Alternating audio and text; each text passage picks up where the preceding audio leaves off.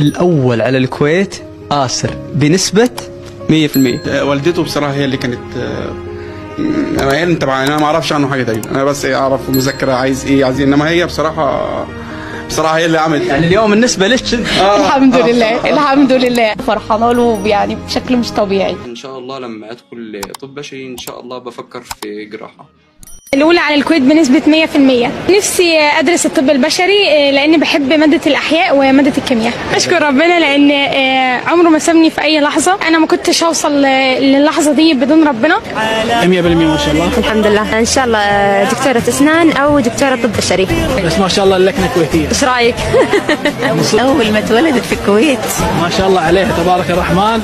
كل ترم لازم مكافأة ما بتقلش عن 200 دينار. حلو. هي تنجدعن بقى وتتخرج وتجيب لي السيارة هي. نسبة 100% الحمد لله. أول مقرر إن شاء الله. طب كنت حريصة إن هو يبقى كل اهتمامه في المذاكرة. هي كمان كانت بتساعده في العلوم والمذاكرة لأن هي صيدلانية. ما شاء الله. غير كذي أهم شيء الدعاء، فكنت دايما الحمد لله كنت دايما بدعي له والله يعني. طلع نسبة 100% أمنة الكويت. حابة أدرس طب إن شاء الله في جامعة القصر العيني. يعني الوالد طبيب عشان شي حد. لا أنا فخورة بيها قوي، يعني من زمان خالص هي شاطرة وبتجتهد وبتتعب، فعشان كده ربنا اداها الحمد لله. الحاصل على نسبة 100% القسم العلمي.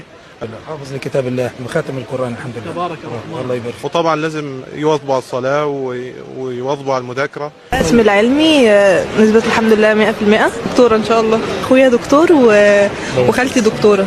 والبابا مدرس. والأم مدرسة معانا. الحمد لله وربنا ما ضيعش تعبنا ومجهودنا. دعاء. دي غرفتها مليانة بالأحلام، إنها سماعة الدكتورة وبلطة الدكتورة.